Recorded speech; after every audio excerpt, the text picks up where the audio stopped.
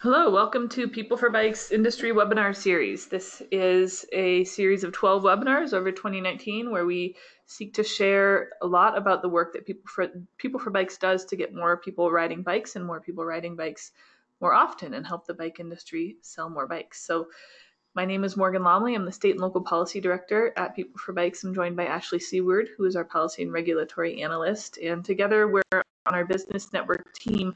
Our business network exists to increase the voice of the bike industry in getting better places to ride and more people riding bikes. Vote for Bikes is a really big part of our business network agenda. What it is essentially getting more people to vote at the ballot box throughout the year on initiatives and ballot measures that really increase places to bike. We're finding a lot of success around the country in local and state measures to secure funding that's dedicated for bicycle and pedestrian infrastructure. And so getting more people to simply go and vote and express their needs through the ballot box is a great way to get better places to bike. And we know that if we have more better places to bike that are safe, connected, and comfortable for people, more people will ride bikes, more people will shop at bicycle retailers, and that will snowball into better places to bike down the road as we have more people asking for better bike infrastructure.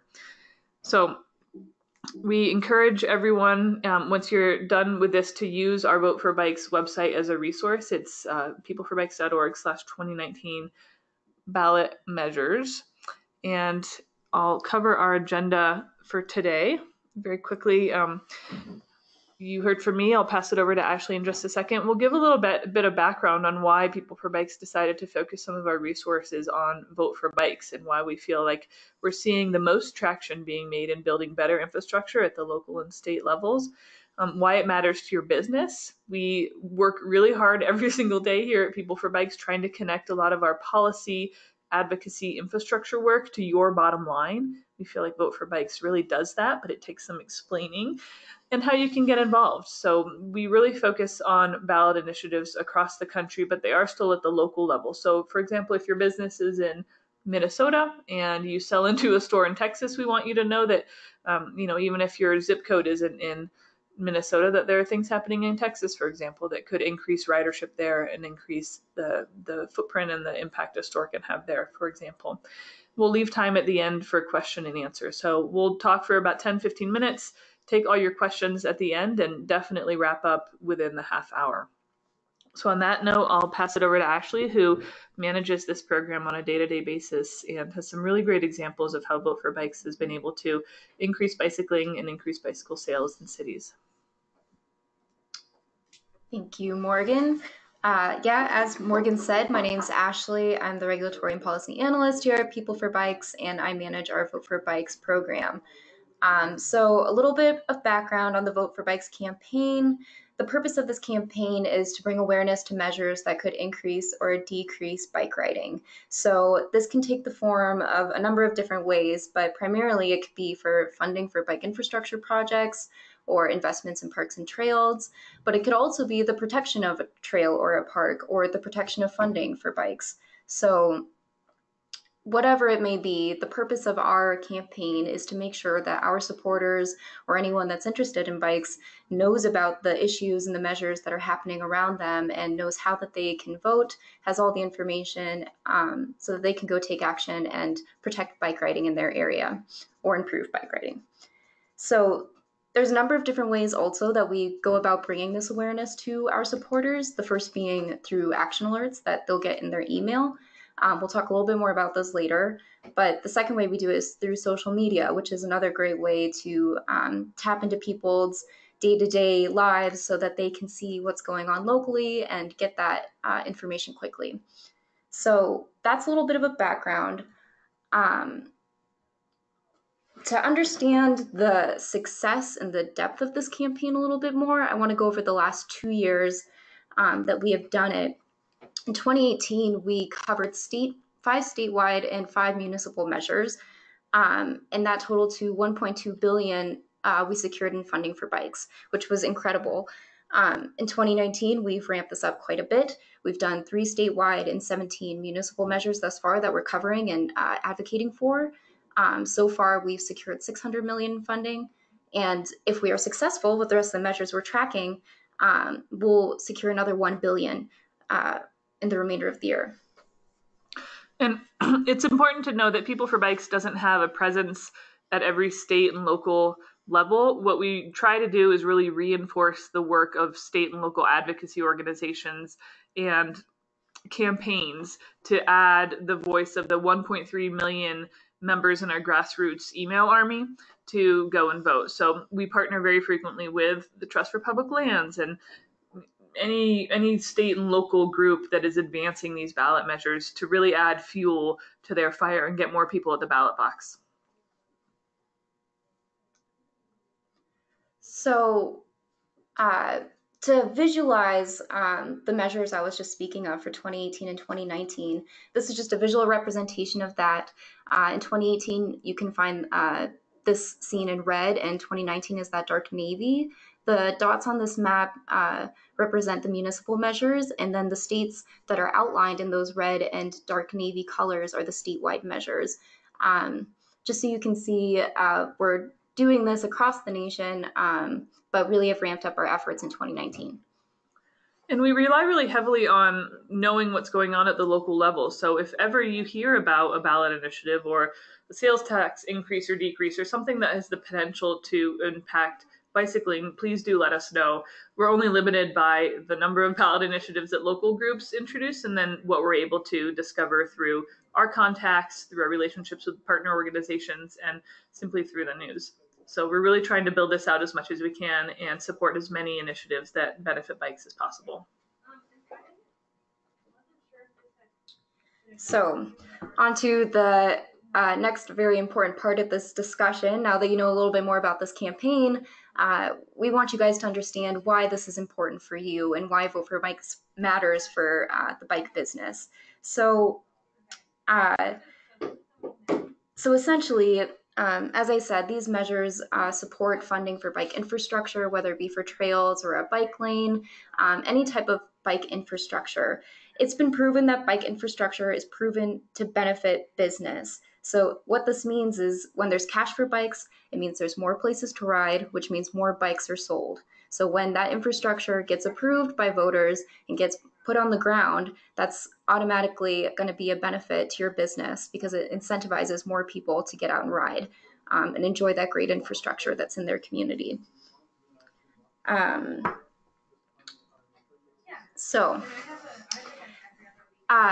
Just to give you a little bit more of examples to understand what this is like on the ground. In 2006, there was a measure in Pima County, Arizona. This was a giant transportation measure, $2.1 billion, and 80 million of it was dedicated to bike and pedestrian projects, which is incredible, especially for 2006. So there was 35 projects total within this measure, and 26 of them included new bike infrastructure. So this was a very important and very big deal to happen. I want to highlight one project of the 26 in particular. This one created 3.5 miles of a bike lane and a multi-use path that is really comfortable and nice to ride on, and it leads straight to a local shopping center. So this is a direct example of a ballot initiative passing, getting approved by the voters, and then getting put on the ground and being something that is safe, comfortable, and incentivizes more people to get out and ride.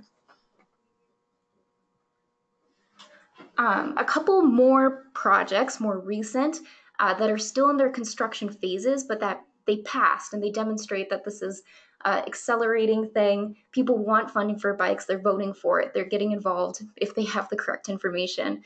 One example is Los Angeles County in 2006. Or 2016, excuse me, Measure M secured $3.9 billion in investments for bike infrastructure. In Austin, Texas in 2016, Prop 1 secured $120 million for bike and pedestrian infrastructure. And in Denver last year, there was a sales tax that got adopted, and that's expected to bring $45 million annually for parks, trails, and open space and waterways. So all very exciting stuff. Those are all going to lead to really great projects on the ground that are going to get more people out biking.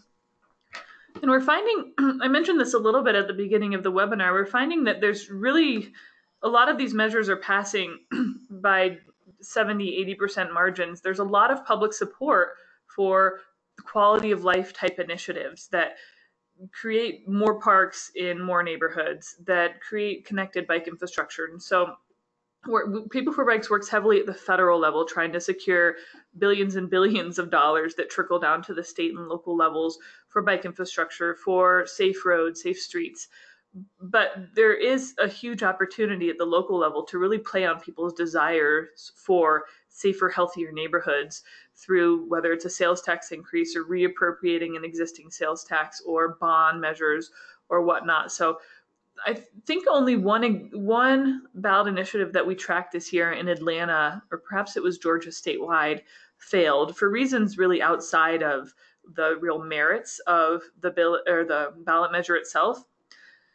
So we're finding great luck at the local level securing money because people simply want better places to recreate outside, and recreation is booming in cities.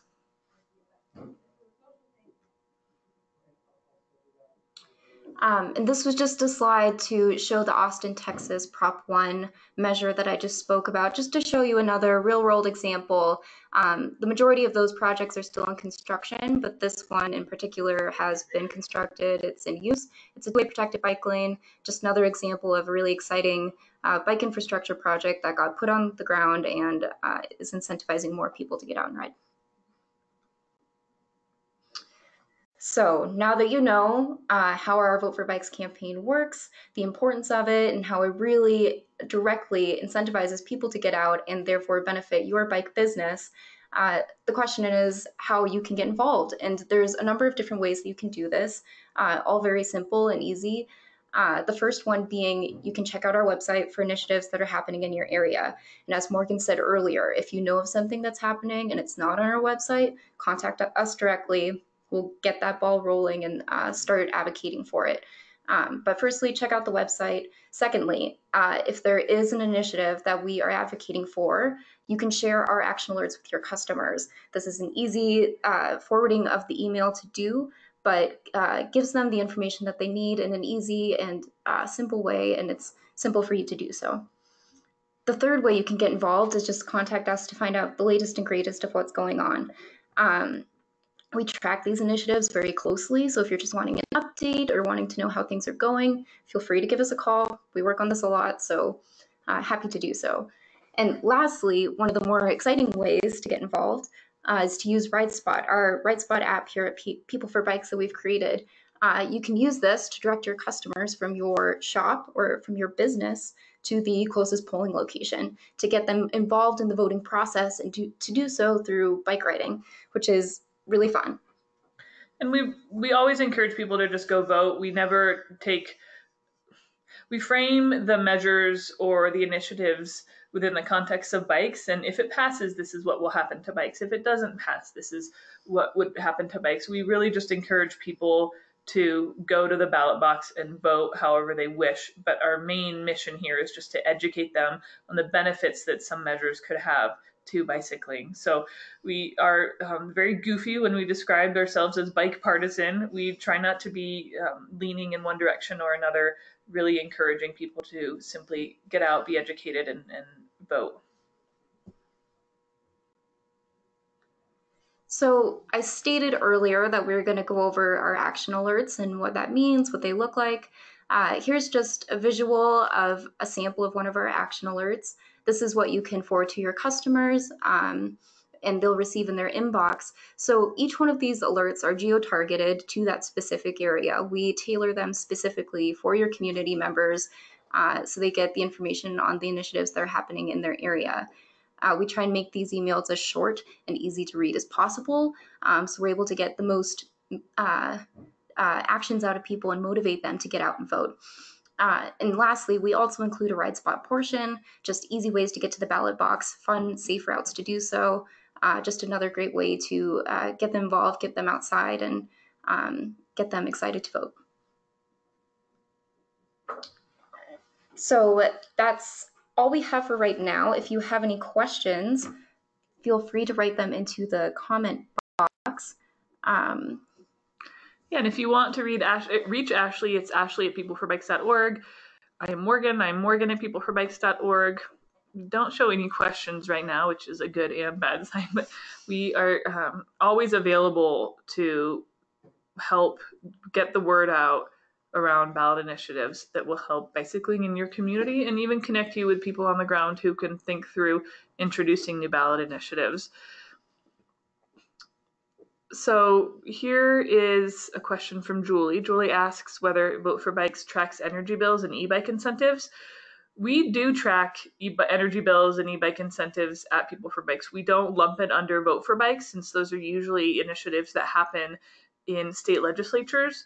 We run a lot of action alerts and do a lot of background advocacy around incentivizing e-bike purchases, and especially some of the plans in more progressive states that would include bicycling as a means to reduce greenhouse gas emissions. So very involved in those initiatives.